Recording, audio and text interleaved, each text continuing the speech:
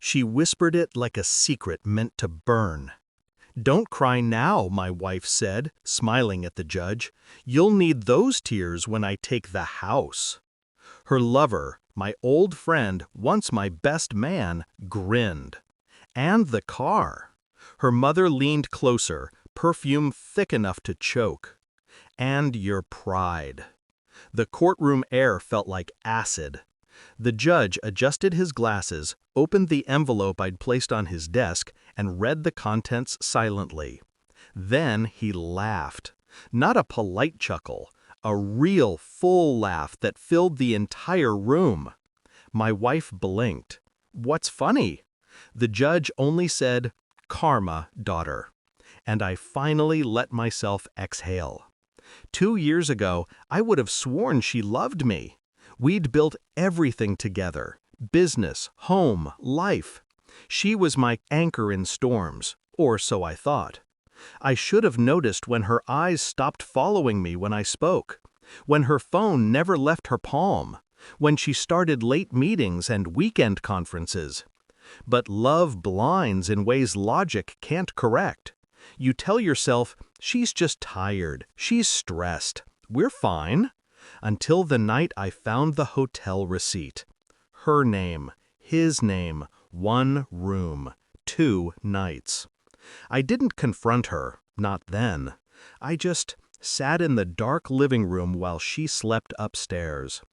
I remember the taste of metal in my mouth, blood maybe, from biting my tongue to stop myself from screaming.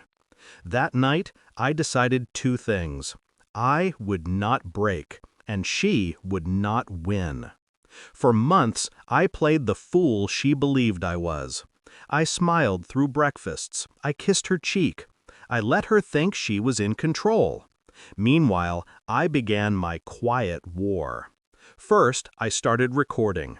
Her calls, her texts, her meetings.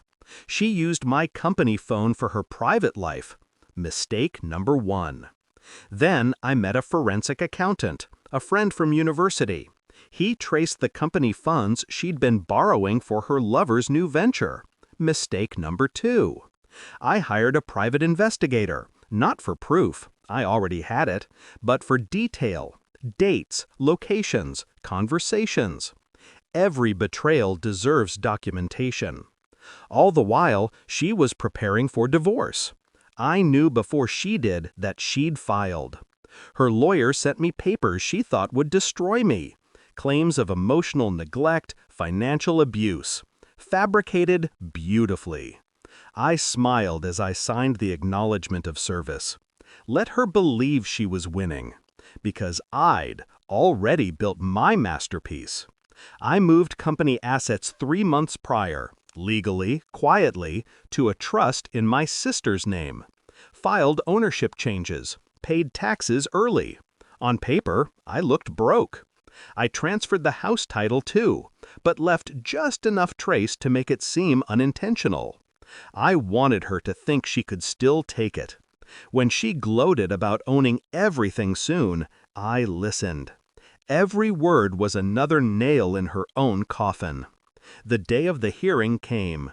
She walked in dressed like victory itself. Red suit, sharp heels, that smirk she wore when she believed the world bent for her. Her lover sat behind her, fingers tapping his phone, maybe texting the next conquest. Her mother's pearls gleamed under the courtroom lights. I walked in quietly, carrying 1 envelope. Thin, unassuming, but heavy with evidence. The judge, a man I respected, one who's seen too many broken men in his courtroom, nodded at me. "Mr. Hale," he said, "you have something to present?" I slid the envelope across. Inside, bank records showing her embezzlement. Recordings of her laughing about manipulating court sympathy.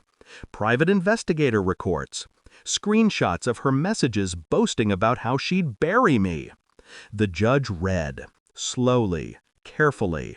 Her confidence cracked with every second of silence. When he laughed, it wasn't at me. "What's funny?" she snapped. He looked up, eyes sharp. "Karma, daughter." The word daughter hit harder than the gavel ever could. Her mother's face drained of color. Her lover leaned back, silent now. And she just sat there, frozen. The judge turned to her lawyer. Advise your client to withdraw her claims immediately, and, perhaps, to prepare for criminal charges. The rest blurred. Gasps, paper shuffling. Her voice trembling, trying to explain, to blame me, the system, anyone but herself. I didn't stay for the rest. I'd already won. Outside the courthouse, the air was cold and honest. For the first time in months, I breathed like a free man. She called that night, crying, begging. I didn't answer. I didn't need to. Everything I ever wanted to say was already written in that envelope. People ask if revenge satisfies. No. Satisfaction isn't the word. It's correction. I didn't do it to hurt her. I did it to end the lie, to remind the world, and her, that deceit has a cost. In the end, she lost the house, the car, her lover, her reputation. I kept my silence, my dignity, and the truth. Sometimes the sweetest sound isn't an apology. It's the laughter of justice echoing through a courtroom. And that day when the judge laughed, I knew karma finally spoke for me.